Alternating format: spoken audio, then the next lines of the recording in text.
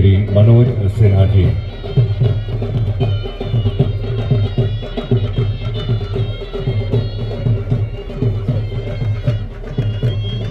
Shri Manoj Sinha ji requesting sir to and the official mascot or the India will take as 2026.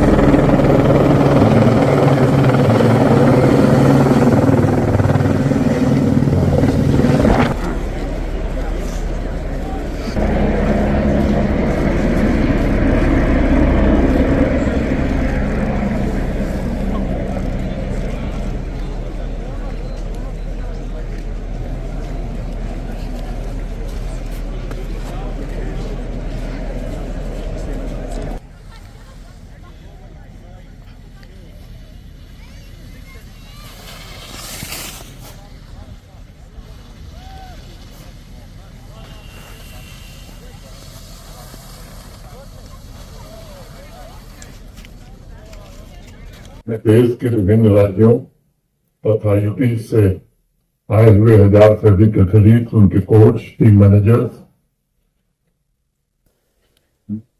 यहाँ के स्थानीय निवासी भाइयों और बहनों, आज इस अद्वितीय प्राकृतिक सौंदर्य से परिपूर्ण ऐतिहासिक गुलमर्ग में खेलो इंडिया विंटर गेम्स का उद्घाटन करते हुए मुझे अत्यंत हर्ष और गौरव की अनुभूति हो रही है।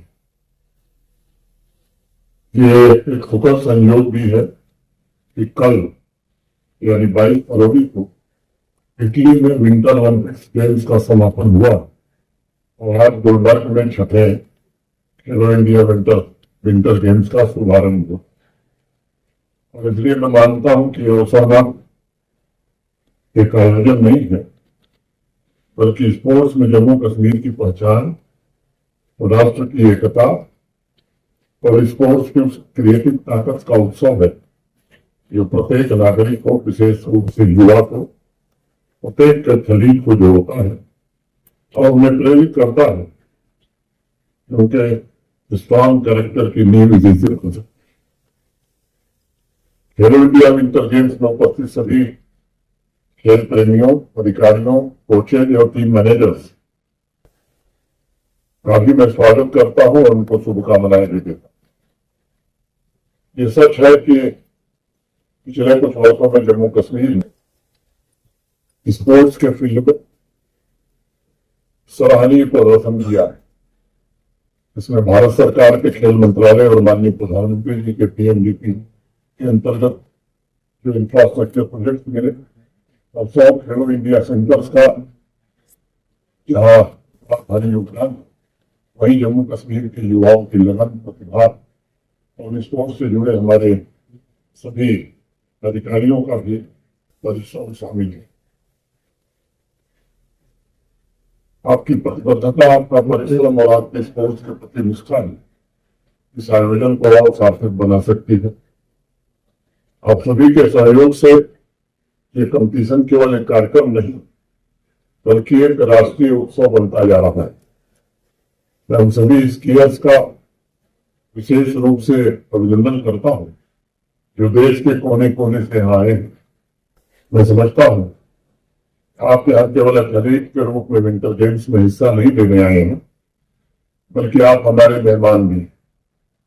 जम्मू कश्मीर की आवाम आपका खुले हृदय से स्वागत करती रही है और मैं व्यक्तिगत रूप से चाहूंगा कि आप यहाँ केवल कंपटीशन ही नहीं, बल्कि धरती के स्वर्ग कहे जाने वाले इस केंद्र शासित प्रदेश की आतिथ्य परंपरा, इसकी सांस्कृतिक गरिमा का भी अनुभव करिए।